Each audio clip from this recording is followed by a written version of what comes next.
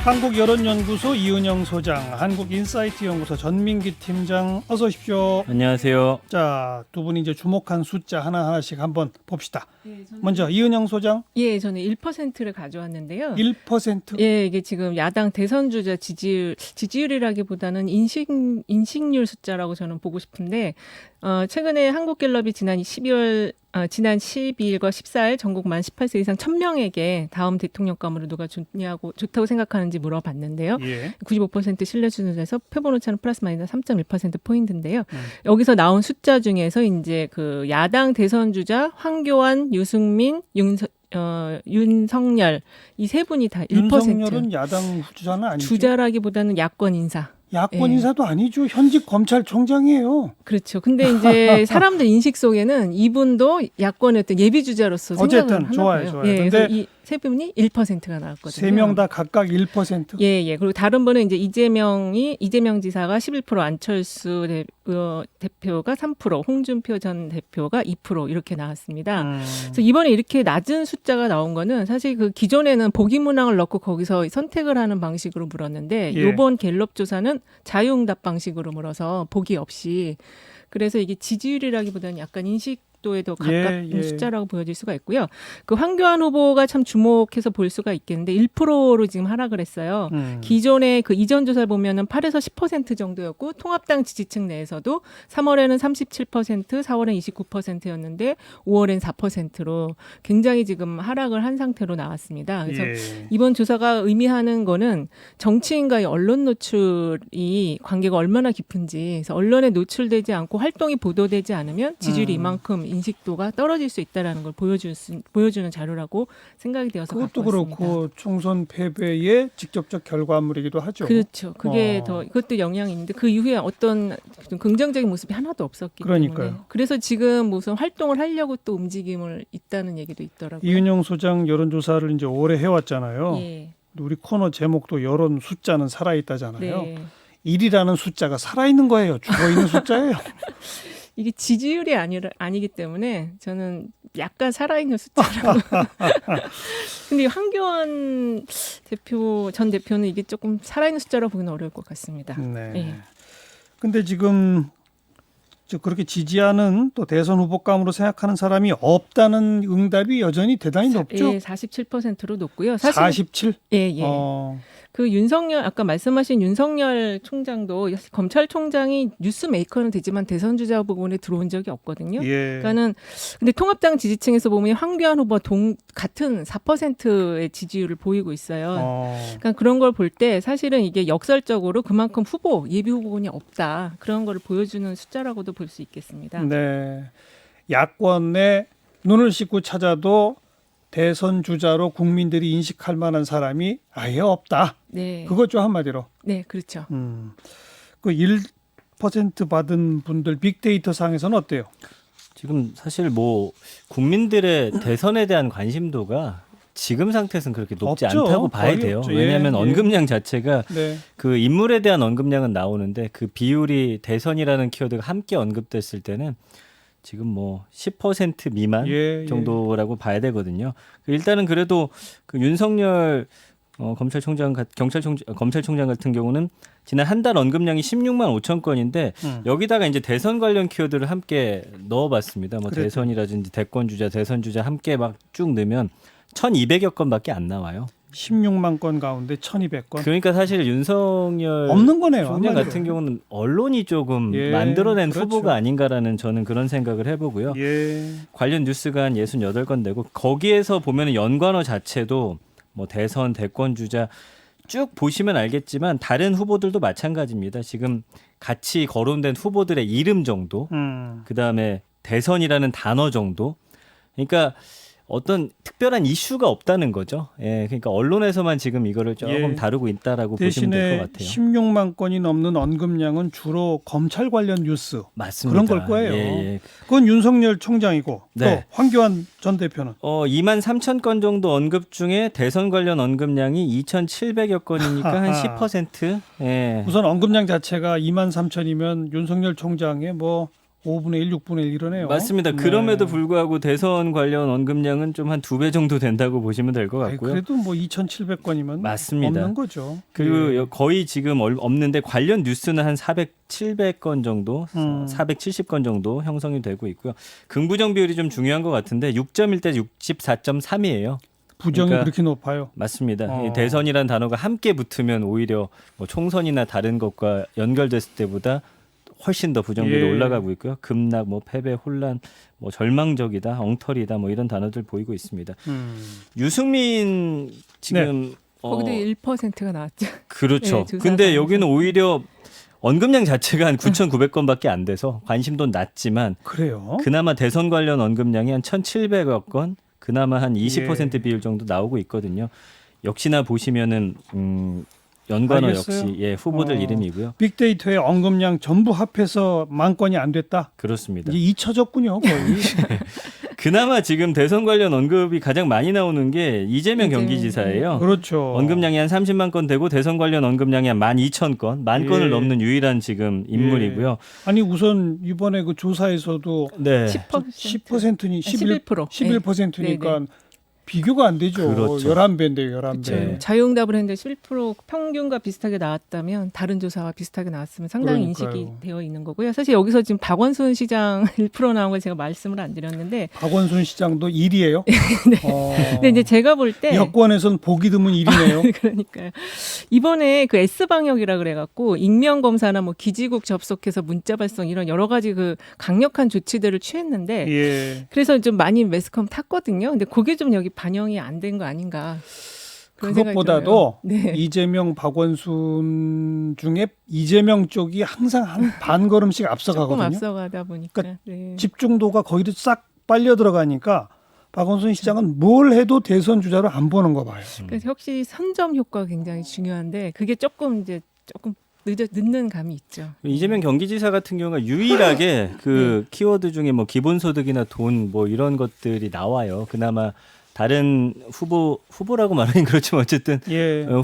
잠정적 후보들과 비교했을 때 그래도 어떤 정책이나 이런 것들과 연결지어진다는 이슈 파이터잖아요. 맞습니다. 유일한 지금 인물로 나타나고 있습니다. 네. 아무튼 야권 쪽은 일자가 많다. 여권에선 박 시장이 1위다. 그 얘기군요. 맞습니다. 자, 이번엔 또 전 팀장 가져온 숫자는 네, 28%입니다. 그건 또 뭐예요? 이거는 조금 전에 이제 소장님께서 소개해 주신 한국갤럽 조사에서 1위 차지한 게 이제 이낙연 전 총리 이야기거든요. 완전 비교되게 지금 다른 분들 일자 지금 얘기하고 있는데 맞아요. 28 기록한 이낙연. 예. 네. 근데 확실히 지금 뭐 대선 이야기가 아니더라도 이낙연 전 총리에 대한 국민들의 호감도는 계속해서 올라가고 있는 상황이에요. 왜냐하면 예. 총선 후 일주일 동안 어떤 긍부정 비율을 봤을 때 38.5 대 35.9였고 그때도 뭐 지지한다, 유능하다, 만족하다, 좋다, 철저하다, 꼼꼼하다 이런 단어들 보였는데 최근 한 달간의 반응을 봤더니 43.7 대 24.5로 긍정 반응이 또 이야. 훅 올라가 버렸습니다. 정치인 가운데 긍정이 더 높은 경우 자체가 드물잖아요. 거의 없다고 말씀드렸었죠. 그런데 이낙연 전 총리는 이게 뭐 거의 2배네요. 맞습니다. 긍정이. 그리고 그렇지만 대선 관련 언급량은 한 7,700건 정도 그래요. 네. 그렇지만 긍정 반응 보면은 뭐 지지하다, 경쟁력이 있다, 잘한다, 유능하다 이런 단어들로서 굉장히 호감 플러스 능력이 있는 어떤 인물로 지금 굉장히 예. 만들어지고 있는 그런 상황입니다. 근데 예. 여기 빅데이터 내용을 보면은 대통령보단 총리가 훨씬 더 언급량이 많은 걸 봐서는 우리가 약간 또 그런 징크스가 있잖아요. 총리 중에 대통령 되신 분이 거의 아직은 없었다. 없죠. 예. 그래서 이런 부분도 좀 관심 있게 보여지네요. 예. 자, 어때요? 이제 지금까지 두 분이 주목한 숫자들을 놓고 보면 한마디로 야권에는 지금 후보군 자체가 없다. 네. 그리고 이낙연 독주 체제가 확연히 보인다. 이거 아닙니까? 네, 그렇죠. 그래서 지금 사실 야권에는 대선 주자군을 키워내는 게 굉장히 중요한 과제로 남아 있는데요. 예. 최근에 그 동아일보에서 21대 이번에 당선된 초선 의원 100명 대상으로 조사한 결과를 보면 당선 가능성 높은 후보가 누가 될 거냐 그랬을 때 이제 여권 후보들은 역시 이낙연 총리를 선택했고 2위로 이제 이재명, 김부겸, 3위 그 다음이 박원순, 김경수 이런 순으로 이야기를 한 반면에 예. 야권에서는 없다라는 응답이 가장 많았고 원희룡 지사가 올라왔어요. 그래서 대선 주자군이 없긴 없지만 원희룡 지사가 좀 주목을 받고 있다. 이렇게 좀 볼 수 있을 것 같습니다. 예. 이낙연 구치기 계속 될까요? 근데 저는 예전에 봤을 때 지금 아직 2년이나 이 남았습니다. 시점에서 시간이, 이런 게 좀 의미가 있을까라는 생각을 저는 하고 맞아요. 있는데 대한민국 정치가 얼마나 격동의 그렇죠. 정치인데요. 네. 저희 앞코너에서도 지금 당대표 나오실지 말지에 대해서 나오는 쪽으로 전망을 많이 알겠어요. 하셨는데 예. 더 두고 보고요. 더 두고 봐야 될 것 자, 같습니다. 전 팀장 또 그다음 가져온 숫자는 40입니다. 그건 뭐예요? 20일 내일이죠. 고3 등교 계약인데 빅데이터 상에서 20일 계약에 대한 부정 비율이 긍정 비율보다 높더라고요. 24.3 대 40.4 이렇게 나와서 40이라는 숫자를 좀 가져와 봤습니다. 예. 그만큼 걱정하고 우려하는 목소리가 높다. 맞습니다. 지금 언급량이 한 13,000건 정도 되는데 보시면 연관어가 등교, 온라인, 계약 연기라는 단어 보이고요. 예. 교실, 방역, 학부모, 그다음에 이태원 집단 감염이라는 이 키워드들이 이 교실 내 집단 감염 그리고 그때 이제 이태원에 갔던 고3 학생이 또 있었잖아요. 그렇죠. 여기에 대한 예. 어떤 불안감이 상당히 올라와 있어요. 예. 부정 감성어도 우려, 어렵다, 불안하다, 불안감, 부담, 혼란, 불안이라는 단어가 지금 벌써 3개나 들어가 있거든요. 바로 그거죠. 예, 그런 네. 마음들입니다. 그래서 일단은 모르겠습니다. 학부모들은 모르겠지만 전체적으로 봤을 때는 일단은 안 하는 게 낫지 않을까라는 좀 인터넷상의 여론이 좀 있지 않나 청와대 싶어요. 청원 게시판에도 등교 계약 시기를 미뤄달라는 게 4시 기준으로 해서 23만 4천 건 정도가 올라왔거든요. 예. 그리고 여기 그 키워드에 보면은 사실 저는 좀 걱정되는 게 급식 부분이에요. 그러게요. 밥 먹을 때 이제 그게 더 학교 자체가 워낙 그 전파 속도가 빠른 환경을 갖고 있기 때문에 이은영 소장 자녀가 지금 몇 지금 학년? 내일 계약하면 3학년이 고3이에요? 예. 어이고. 그래서 걱정이 좀 되긴 합니다. 뭐 다른 나라 얘기긴 한데 프랑스 보니까 계약을 했더라고요. 근데 70여 개 학교에서 이 확진자가 나왔어요. 그런 지금 소식들도 좀 전해지고 있더라고요. 예. 네. 아무튼 이제 교육부도 또 각자 학생이나 학부모의 마음에 따라서 안 보내도 출석으로 인정하는 그건 또 많이 좀 여지를 남겼더라고요. 네네네. 조금 유동적으로 운영을 그렇죠. 하는 것 같아요. 격주나 뭐 이런 식으로. 참 해서. 조심스럽네요. 이은영 소장 또 어떤 숫자 가져오셨어요? 저는 10명 중 9명이라는 걸 갖고 그건 왔는데요. 최근에 4차 산업혁명위원회가 대한성공회의소랑 한국인터넷기업협회와 공동으로 조사한 그 빅데이터 관련한 국민 인식조사인데요. 예. 이게 국민 1,038명하고 전문가 270명 대상으로 조사했는데 최근에 이제 코로나19 정국을 거치면서 개인정보를 공개하고 또 동선을 공개하고 이런 것들이 과연 적절했냐 하는 질문에 대해서 적절하다는 의견이 90.3%가 예. 나온 결과입니다. 너무 개인정보 또 인권 침해 아니냐 했는데 그렇죠. 아니다. 공익을 위해 공개해야 한다가 압도적이다. 네. 그러니까는 그리고 이제 정부의 공공데이터 개방을 이용했느냐 했더니 이용했다는 게 56.3%가 나왔고 예. 그리고 이용자 중에서도 거의 뭐 절대 다수인 92.7%가 유용했다라고 얘기를 했거든요. 예. 그래서 사실 우리나라는 이 개인정보 유출 사고가 워낙 좀 많아가지고 이거에 대해서 굉장히 민감한데 지금 상당히 인식이 많이 이번 코로나 정국을 통해서 바뀌고 있다는 걸 보여주는 결과라고 할 수 있겠습니다. 네. 그리고 또 본인이 빅데이터 기반의 어떤 활성을 해서 개인정보 제공할 의향이 있느냐도 77.4%가 나와서 굉장히 지금 국민 인식이 많이 바뀌고 있고 사실 이게 어떻게 보면 코로나 전국 하에서 나오는 조사 결과에 따른 인식이 네. 아닌가 싶기도 해요. 너무 또 이쪽으로 달려가서 네. 개인정보 침해에 대한 우려나 걱정을 또 너무 안 해도 안 돼요. 그런 면도 있는 것 같습니다. 또 다른 상황을 대입하면 이런 숫자가 나올까 싶긴 하거든요. 그러니까 말이에요. 예, 예. 특히 유럽 같은 경우는 우리는 왜 GPS 정보라고 하는 게 너무 당연하잖아요. 맞습니다. 유럽은 GPS 정보 자체가 그동안 없었어요. 그렇죠. 그 자체를 생산하는 것 자체가 개인의 위치 정보 노출에 우려가 있다고 해서 그 자체를 안 했었거든요. 근데 우리는 뭐 모든 곳에서 다 GPS 켜놓고 정보를 있어요. 활용하잖아요.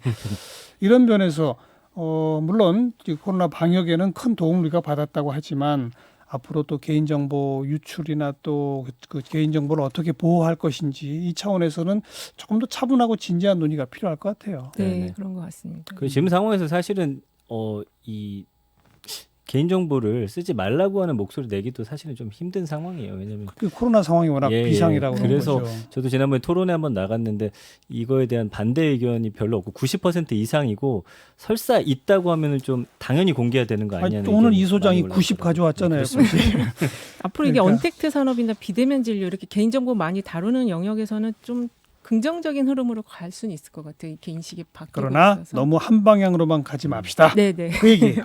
예. 한국여론연구소 이은영 소장, 한국인사이트 연구소 전민기 팀장 수고하셨어요. 고맙습니다. 감사합니다.